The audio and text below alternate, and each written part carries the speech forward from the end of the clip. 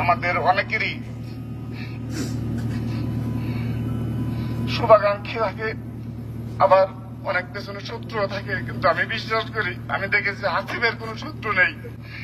সবার কাছে ক্ষমা চাই, আল্লাহ তাআলা যেন হাসিবকে বেহেশত নসিব করে। বাংলাদেশ জাতীয়তাবাদী ছাত্র দলের যে পরিবার রয়েছে, জগন্নাথ বিশ্ববিদ্যালয় ছাত্রদল পরিবার, সেই পরিবারের অন্যতম সবার স্নেহস্পদ ছোট ভাই এই হাসিব আজ আমাদেরকে চলে গেছে। ইন্না লিল্লাহি ওয়া ইন্না ইলাইহি রাজিউন। আমরা আজ সত্যিকার অর্থে 2 ঘন্টা আগেও আমাদের যে ধরনের মানসিক এবং শারীরিক স্বতঃস্ফূর্ততা ছিল, এই 2 ঘন্টার মাঝে আমরা সত্যিকারের হৃদয়ে শুধু রক্তক্ষরণ বললে হবে না, আমরা এখনো এখনো হয়তোবা বাস্তব দিয়ে নেই হাসিব আমাদেরকে চলে গেছে।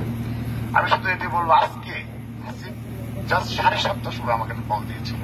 আমি মিটিং এ ছিলাম, আমি কলটা ধরিনি, ভেবেছি রাতে।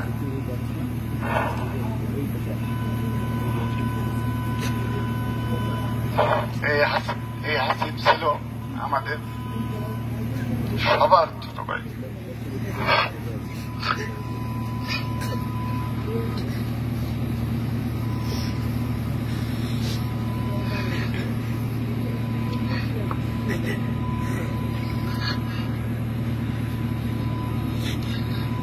সর্বশেষ যখন জুলাই আগস্টে গণঅভ্যুত্থান হয়, তখন হাসিব মিরপুরে দায়িত্ব পালন করে প্রতিটা দিন ও সেই মিরপুরে ধরার সময় অংশগ্রহণ করেছে। তো আমি ওকে বলতাম যে, ভাই তুমি হলো জগন্নাথ বিশ্ববিদ্যালয়ের স্টুডেন্ট, তুমি মিরপুরে কেন?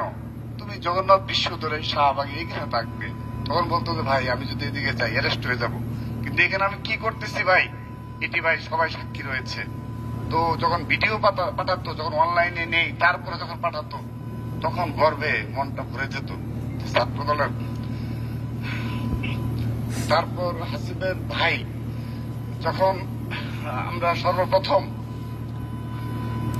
হাসিনার গণভবন দখল করা হয়, সেই গণভবনের যে হাসিনার বাসভবন, সেই বাসভবনে এই হাসিবের আপন বড় ভাই যখন প্রবেশ করে, সেটি সারা দেশ উল্লসিত হয়েছিল, আমরা উল্লসিত হয়েছিলাম।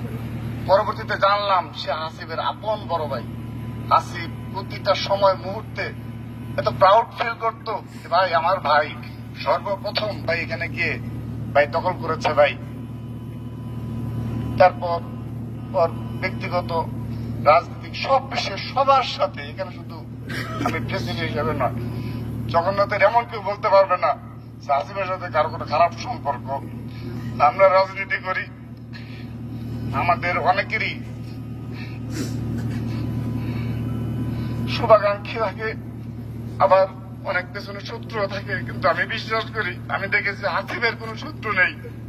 এবং সর্বশেষ যকসু হবে, সেখানে আমরা ভেবে রেখেছি মনে মনে সবাই যে আমাদের একটা ভালো ছেলে আছে, কিন্তু আল্লাহ তাআলা ওর ভাগ্যে লিখে রাখে নাই।